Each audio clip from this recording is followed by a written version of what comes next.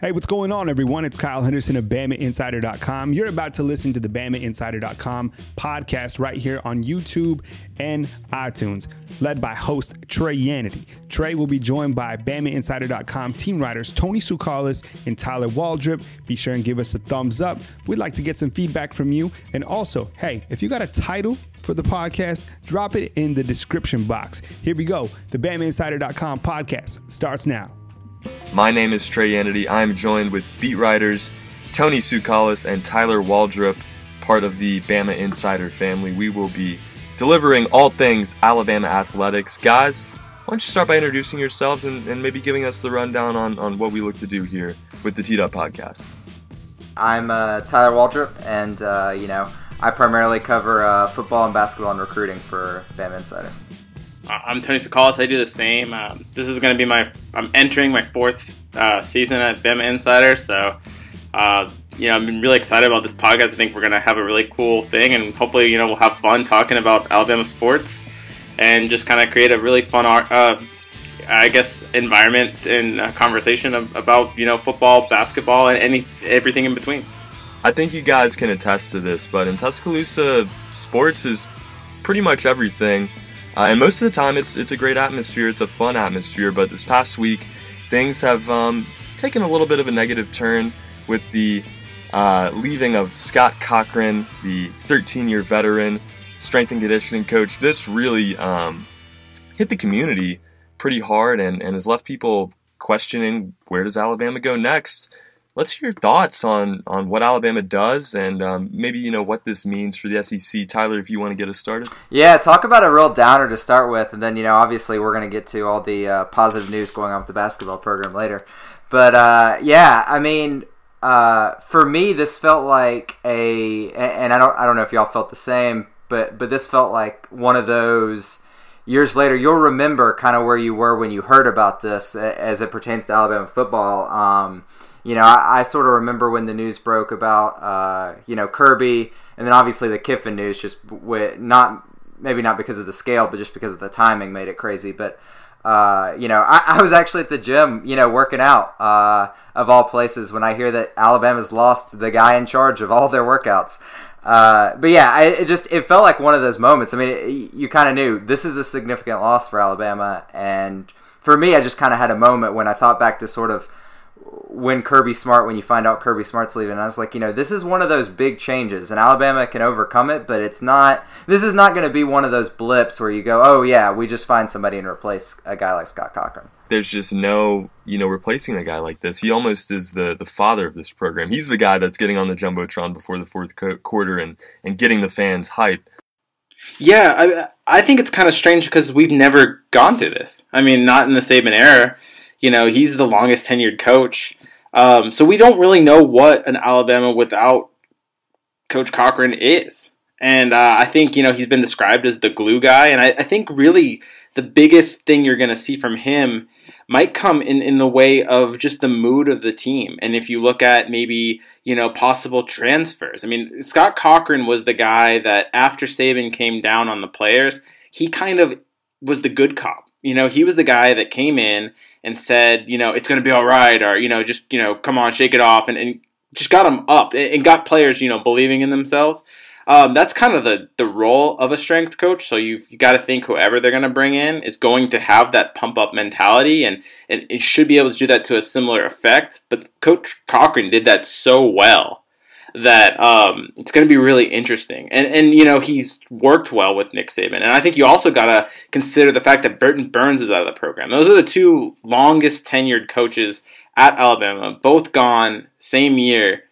That's going to be tough just from a normalcy standpoint, really. I mean, if you look at it, those are two faces that you associate with the Saban era, and two faces that, players have just kind of grown up with. And so not having them around, it's going to be interesting. I don't know if it's, doomsday, the end of the dynasty yet, because I don't know how important this role will end up being, but it will definitely be interesting because we've never seen anything like this. Well, and doomsday I think is kind of a good way to describe, how everybody was treating it here in Tuscaloosa and around this program, because he had that father kind of mentality, that father role. Do you think the the loss of that personality in the clubhouse is going to be more detrimental than the maybe, football fundamental aspects themselves?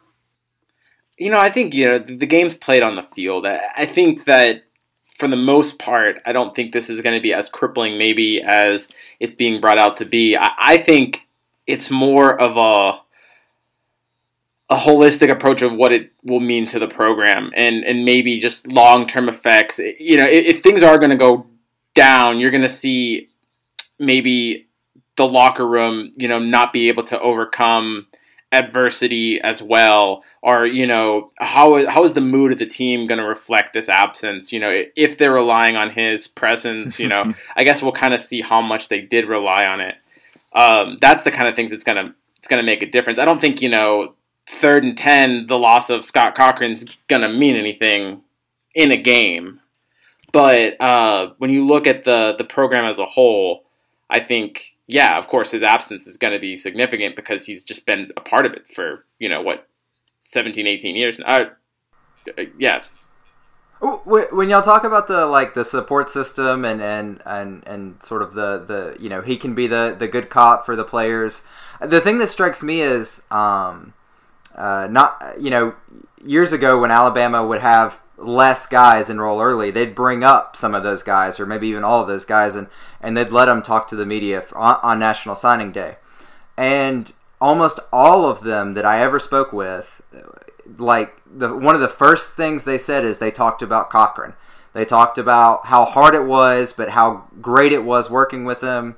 Most of the guys mentioned he was one of the driving factors in why they decided to enroll early as opposed to waiting to enroll in the fall.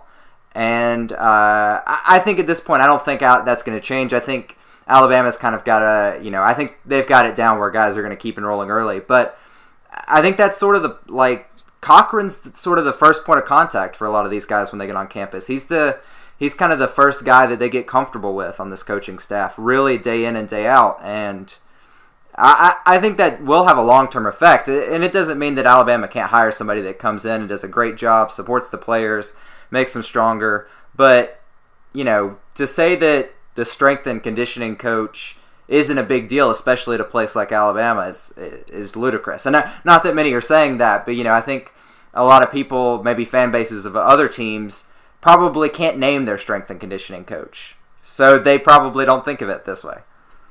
And I think what, hurts the most about this, too, is that he's now at Georgia. He's at an SEC rival and a school that Alabama will be taking on week 3 of the season. Another layer is added to that game.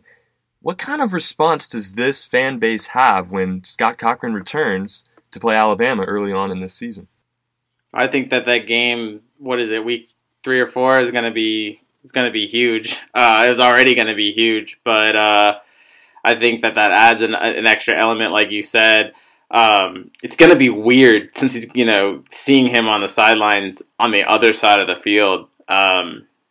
It's also going to be weird, just little things like not seeing him come on the Jumbotron. It's almost like I wish that they'd still put him up there, just, because it's so much part of the atmosphere at Bryant-Denny Stadium. So that just adds, it would have been a lot less weird if maybe he went, to an ACC school or maybe out west, but you're going to see him maybe once a year, depending on how these two teams go.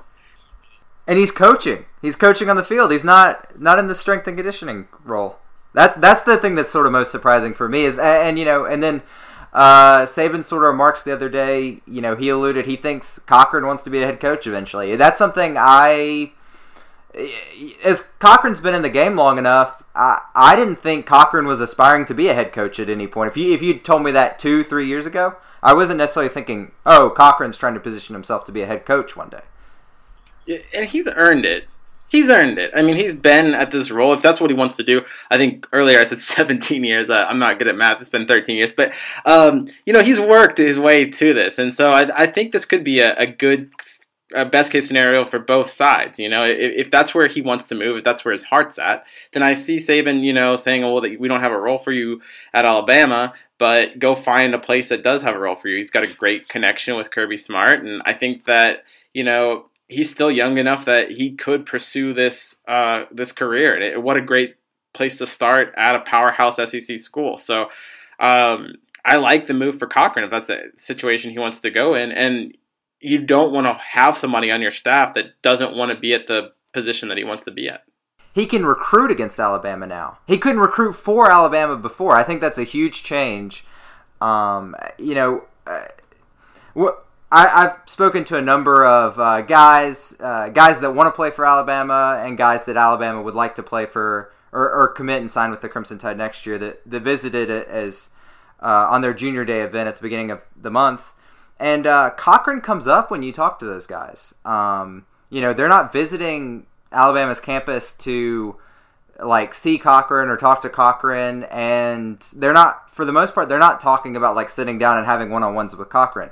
But he's a guy they look for and a guy they notice when they're visiting. So if he has that effect as sort of a background person for these guys while they're in the recruiting process, I can only imagine how successful he'll be when he's in living rooms and when he's on the field. That being said, from a recruiting standpoint, it might not hit as hard if you think about it, because the longevity of Cochran's career at Alabama is kind of cut to every 4 years. So if you're a recruit, you didn't necessarily grow up with Cochran in the program. I guess there could be the hope that new guy could serve at that same role and still be able to make an imprint on incoming recruits. And I think that could be just as big if you could find someone that had that kind of personality, that electric kind of, and draw people in, at least from a recruiting standpoint, could have a similar effect to what Cochran does. Yeah, Tony, I just think, imagery is everything. And, with a guy that can grab recruits just by his stature and by what he's been able to accomplish at Alabama, it's a tough loss. But a new image could possibly be gracing the streets of Tuscaloosa, a man named Aaron Feld, who has a pretty good-looking little mustache on him there at the University of Oregon, has been the name that has continued to come up on social media now and kind of around the program. Do you guys think this is the next face of Alabama strength and conditioning? But what a face it would be. For those of you not familiar with Aaron Feld, he kind of looks like a 1920s bodybuilder, complete with the handlebar mustache. And he's a wild character, and he's very electric, kind of the same way Scott Cochran is. He's been Oregon's strength and conditioning coach the last 2 seasons. Came from Georgia, believe it or not, kind of full circle here. But he's also a native of Homewood, and he's been a volunteer on Alabama's staff before. He was brought to Oregon by former Alabama offensive line coach Mario Cristobal, who wanted him to kind of instill something similar to the fourth quarter program at Alabama.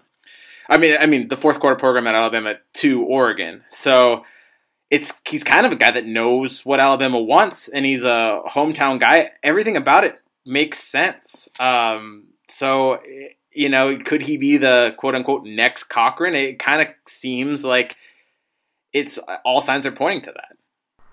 Yeah, and I mean, just like you said, when you look at the guy, just the mustache, which is really how you should say it when it looks like that. But I mean, when you look at the guy, when you see his energy, he seems like he could play a similar role to Cochran as far as when it comes to marketing purposes for Alabama's program. A face people will remember for sure. But the thing that stands out to me is the way the Ducks have looked the last couple years with him there. They've looked different. They've looked tougher, and some of that has been the way Cristobal's recruited differently and the way they play schematically. But I think you got to credit some of this with how Feld's developed those guys in the locker room. He's got this thing called Flex Friday. And let me tell me what you think about this, guys, because it's a little bit weird for me. But supposedly he has the last 10 minutes of workouts on Friday. He has his players work out in front of a mirror. It's supposedly optional. I read a quote on him, and he said it's optional, but so is winning the Pac-12 championship. So that's the kind of response you're getting from this guy. But kind of weird. Workouts in front of the mirror. Hey, if it works for the kids and like you said, it might be working in Oregon. It's interesting. I think he'll bring some of those kind of fun ideas, and that kind of ties back to, winning the players over and creating that positive environment when things can get kind of tough at Alabama. I think he just seems like he's so, charismatic, like Cochran. He gets it, and I think the mustache really ties it all together. Tyler? Well, I was gonna say, is that no doubt? I just think all signs like that quote are that you said, pointing it's in this optional, direction. like winning the Pac-12. All signs those are the kind of point quotes you that want the Cincinnati from your Bengals strength and are going conditioning to coach, or at draft least Joe that's Burrow. the kind of stuff Cochran was known But for. I mean, if you little think do back they know that his to the hands blockout game in are Georgia, actually much smaller he infamously than said all they're of the wearing other black because they're quarterbacks going to a funeral. He might have added a couple words in there that I chose to not say. But, I mean, that's the kind of stuff you want. That's the energy you want from a strength and conditioning coach. He's currently making $310,000 annually at Oregon. Alabama was paying Cochran close to $600,000. So you'd have to think that he would at least, kind of double his pay if he was to come to Alabama. Plus the Homewood factor with him being from Homewood. It makes sense that he would want to come to Alabama, right? I mean, he's volunteered at Alabama before, working without pay. So I think it makes sense on his standpoint. I think he, knows Saban, and Saban probably knows him. And so I think that relationship, it seems to be like the most effortless option. I think a lot of this stuff, when you talk about energy, a lot of these strength coaches are going to have energy. It's kind of a strength coach thing. But I think what really makes sense with this hire in particular with Feld is that his familiarity with Alabama as a program. No doubt. I just think all signs are pointing in this direction. All signs also point that the Cincinnati Bengals are going to draft Joe Burrow, but little do they know that his hands are actually much smaller than all of the other quarterbacks. Have you guys ever measured your hands? All these times covering the combine, I've never actually measured my hands. I have no idea what my hands measure at. I don't know. I guess his came in around 9 or 10. Is that not good? Is that not above average?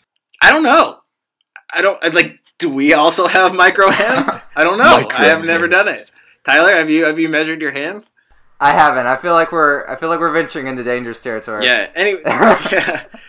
Right. So, no, what I'm saying is, does it matter? You've seen Joe Burrow perform on the football field. You've seen that, I don't think the ball's ever slipped out of his hands, all of last season. Is he going to just start, is this hand size going to be a problem for Joe Burrow once he steps into the NFL? I don't think so. I think some of these things are a little silly when you look at them.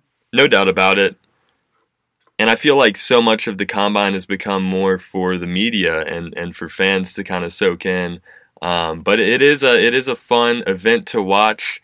Henry Ruggs is trying to set a new 40 record. He set all kinds of speed records in college. One of, if not the fastest player in college football this past season. What are your guys' thoughts on some of these Alabama players? Does Tua go to Miami like everybody's saying, or do they trade that pick? Where do these guys shake out? I think I'll start with Ruggs, right? I mean, the 40 is pretty much the premier event of the 40. The premier event, of the combine is the 40, and it sure seems like Henry Ruggs is the star attraction of this year's 40. I guess the real question is, will he break John Ross's 4.22 time, which is the record at the 40?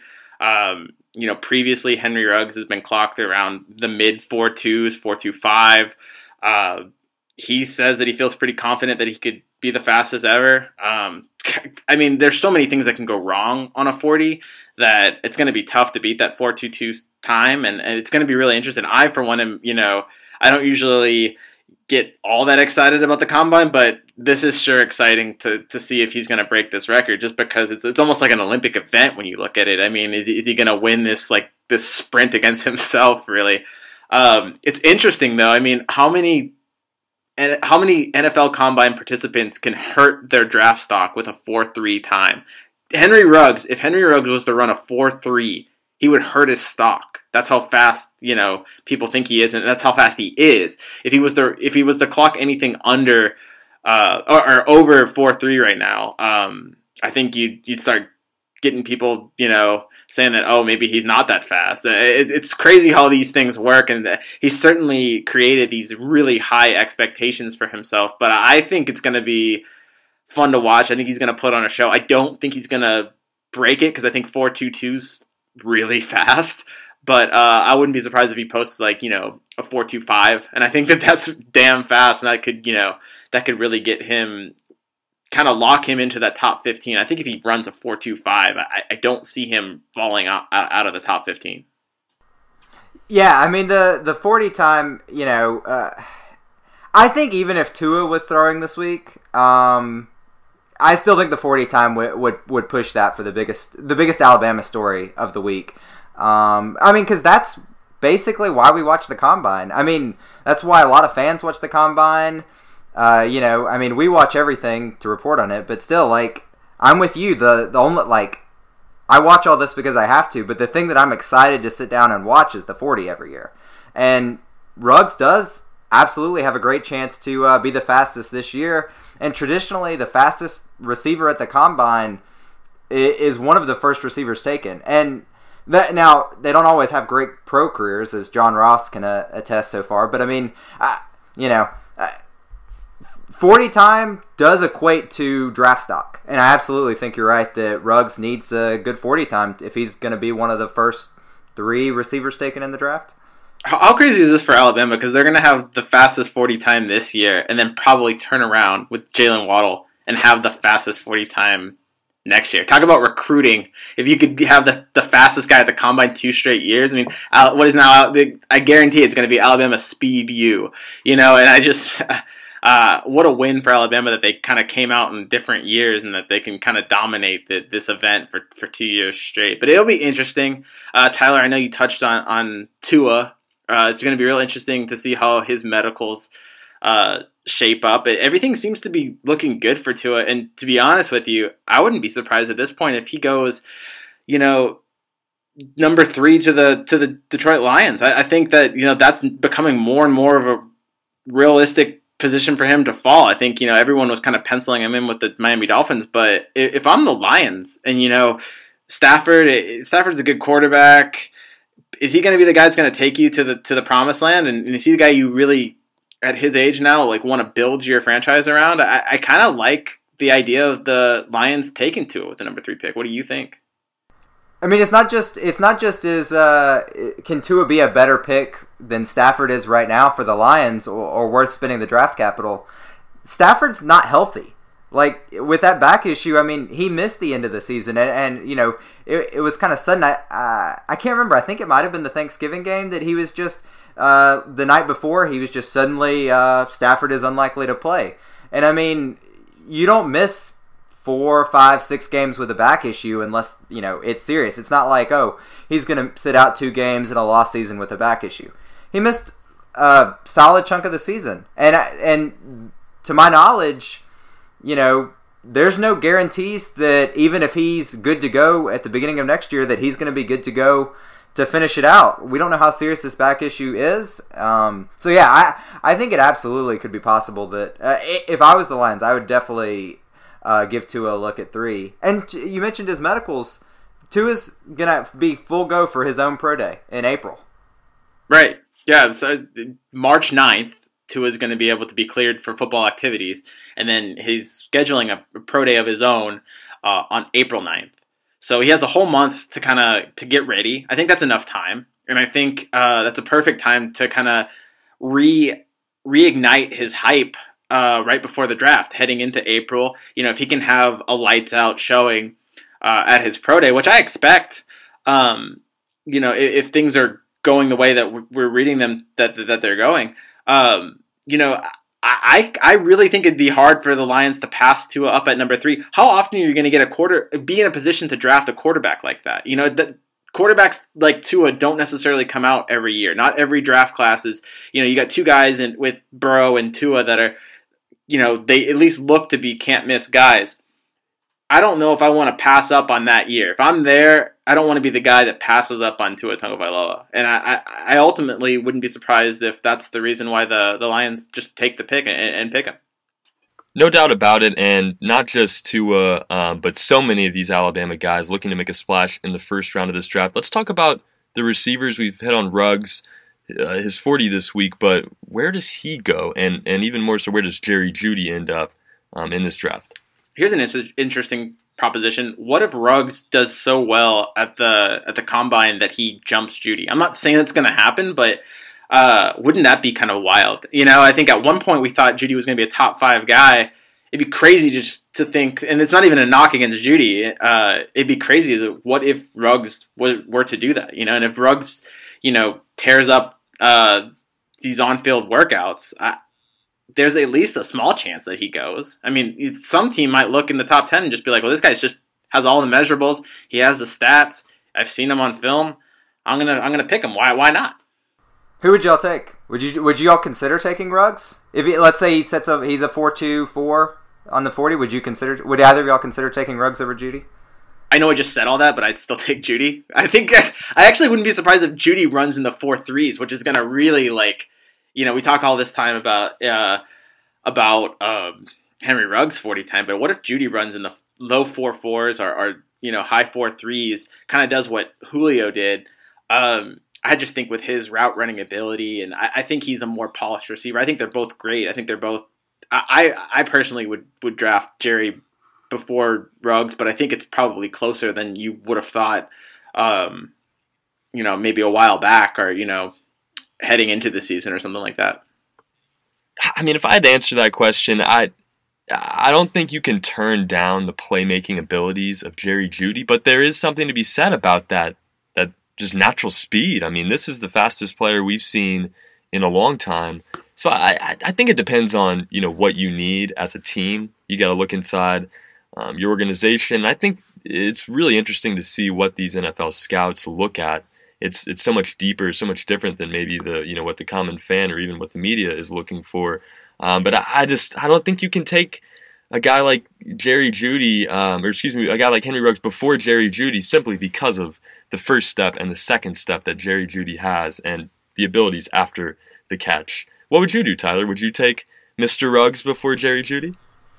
Nah, let's make it 3 for Jeudy. I will say that what was interesting is around the midpoint of the season in October, I do remember listening to and I don't remember which particular scout, but I remember listening to at least 1 or 2 NFL scouts do some interviews, and some guys were talking up Ruggs and saying that the way Ruggs was looking so far, he might be the best receiver to take over Jeudy, and these scouts were reporting that there was some buzz around teams that teams were looking at Ruggs and Jeudy on more of an even playing field than I think a lot of fans would think about right now.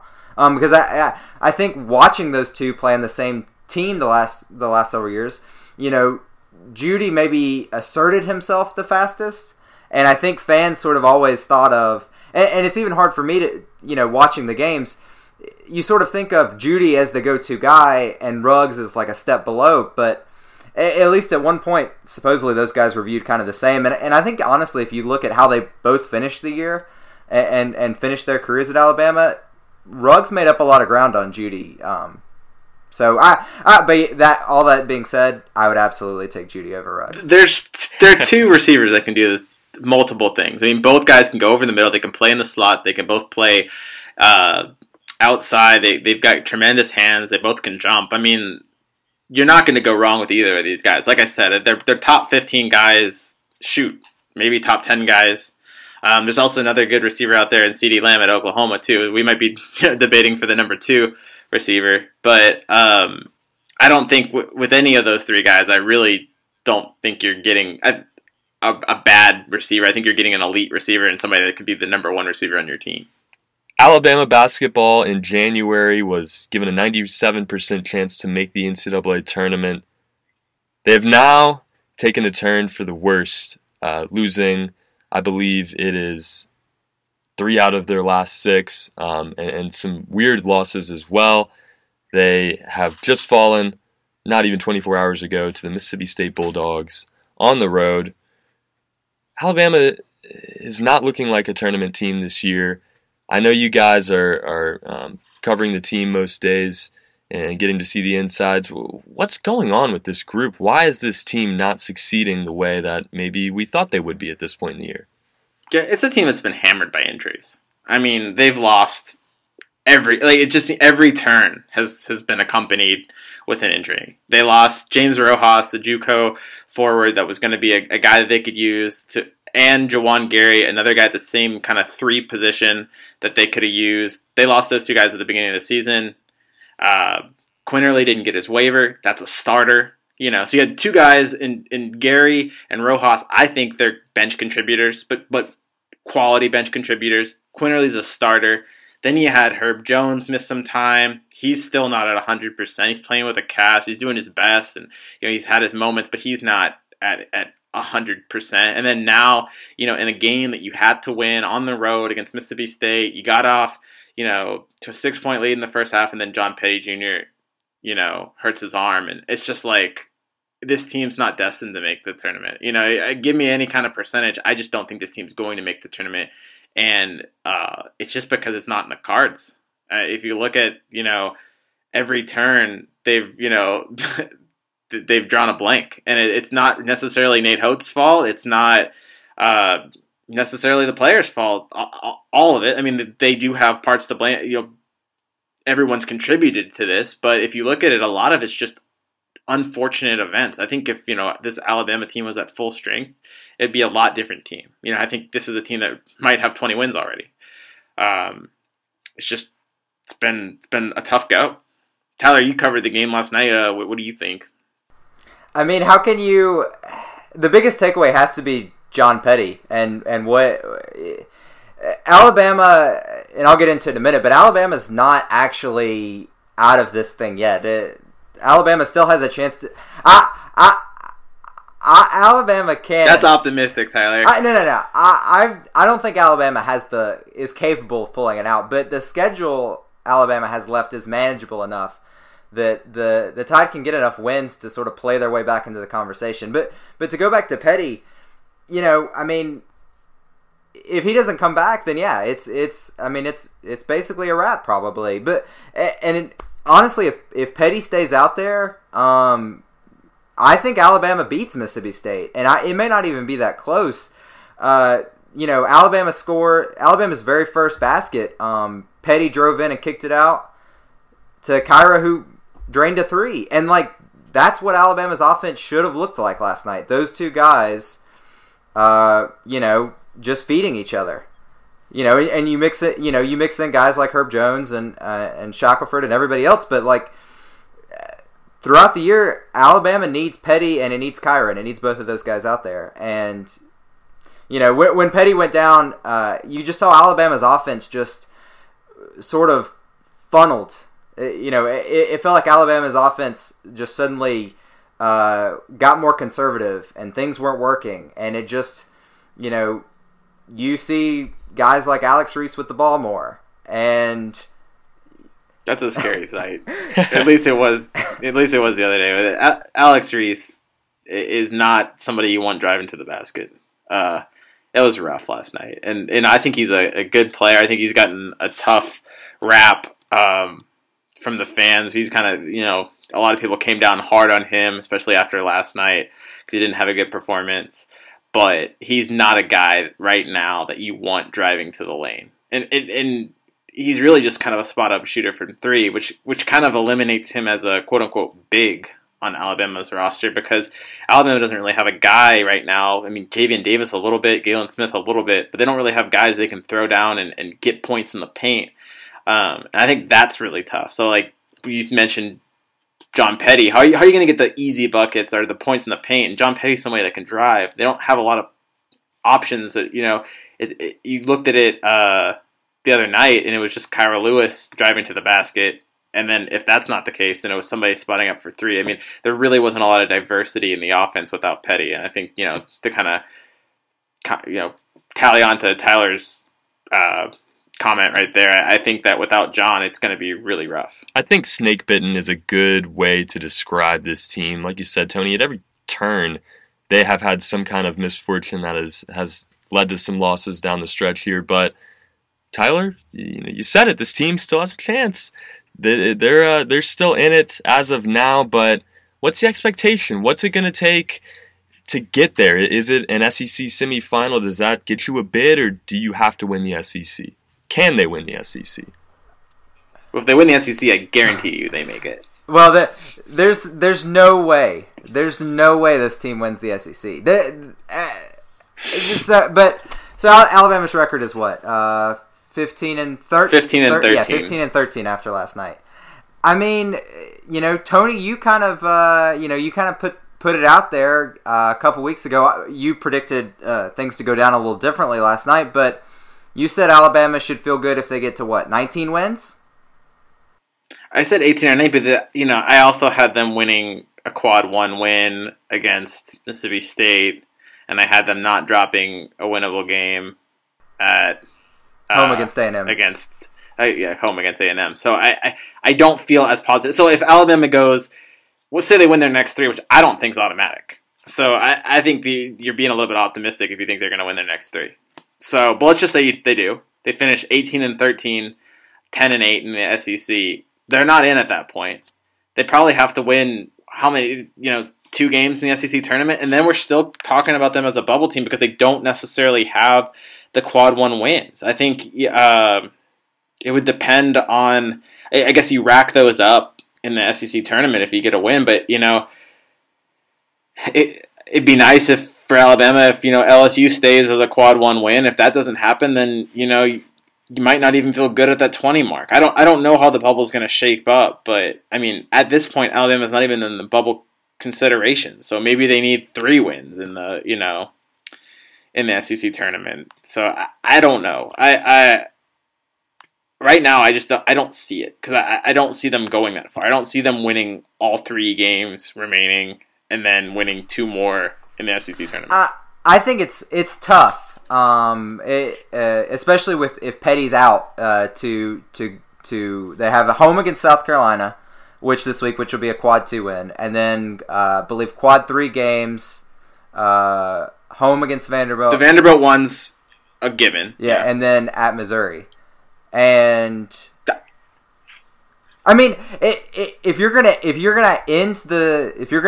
you need to go 3-0. Aren't 2 of the teams you want to see in conference play Vanderbilt and Missouri? Yeah, but what about this Alabama team says that they're just going to go in and beat Missouri? And I kind of feel bad because I said that the Vanderbilt one's a guarantee, but actually the way this Alabama team plays, I mean, if they dropped Vanderbilt at home, I mean, I'd be surprised still because this Vanderbilt team just doesn't have it. But I wouldn't be that shocked. I mean, this Alabama team is thin in depth and it's kind of unpredictable and it's found ways to lose. Do you really think that they could go win 3-0? I guess it gets easier. You get past this game against South Carolina, which I think will be tough. If you can win that, you get some momentum. You beat Vanderbilt, and then maybe you're playing for your life at Missouri. You can pull that off, and then you have a lot of momentum heading into the SEC tournament. That's the kind of if you really want to be an optimist, put on your crimson-colored glasses. That's the way you look at it. This team's not, this team I think's got 1 5-game winning streak this season, and this doesn't seem like the time where they're just going to pull it out. They don't seem, with John Petty coming off an injury, you still got a banged-up Herb Jones. Is this the point in the season where you're like, oh, yeah, they're primed for a 5-game run? I mean, we can keep this podcast will be recorded. You can go back to me if they do a 5. I will, I will eat my words, but I just don't see that happening. So, do we look at this, as a failed season for Alabama, or does Alabama come away from this looking at some positives? I don't think it's a failed season at all. I think I really, as pessimistic as I am about, maybe the rest of this season and how it's going to play out, I think Nate Oates has done a tremendous job with Alabama. Like I said, he can't control some of the misfortune he's faced. I think you can see a difference in the way Alabama plays. I think they're a very exciting team. I think from a recruiting aspect, if you're a guard, you want to play for Alabama. I mean, you get to score, you get to shoot threes, it's fast-paced. I would want to play for Alabama. I think that's going to attract some talent, and I think that Nate Oates is going to be able to build a team that's really exciting to watch. I think he could have had a very exciting team, if maybe just half of the misfortune happened this season. So this falls apart it's more, I guess the taste that you have in your mouth is sour this season, but it's more because of what could have been and less because of the dissatisfaction with, how it played out. I completely agree. First year with the new coach. No matter where the team was last year, you have to reset expectations. And the team, it wasn't in the worst place, but it's, the last year of Avery Johnson was a lot like the previous years of Avery Johnson and sort of the end of Anthony Grant's tenure. The product in the court looked different, but year after year, from a win standpoint, Alabama was sort of always in the same spot.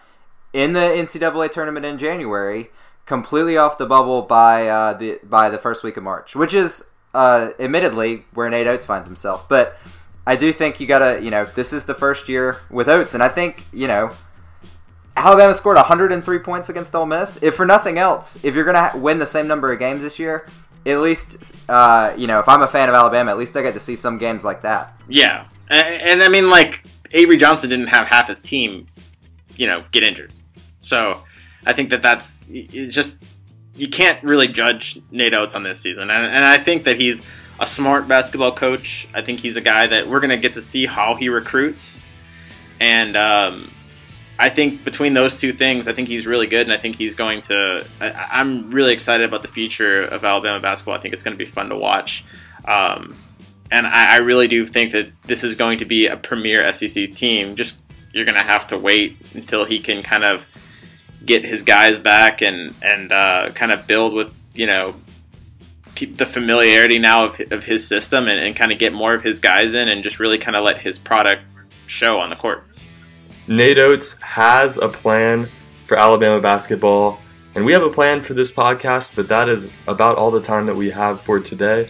Thank you for tuning in to the first episode of the Teed Up podcast on BamaInsider.com. Thanks again for listening to the BamaInsider.com podcast. We're coming to you from Tuscaloosa, Alabama. The BamaInsider.com podcast is led by host Trey Yanity, along with team writers from BamaInsider.com, Tyler Waldrip and Tony Sukalis. You can catch all our coverage back on BamaInsider.com. Thanks again for subscribing. We'll catch you back on the website, BamaInsider.com. Again, from Tuscaloosa, Alabama, this is the BamaInsider.com podcast crew saying good night.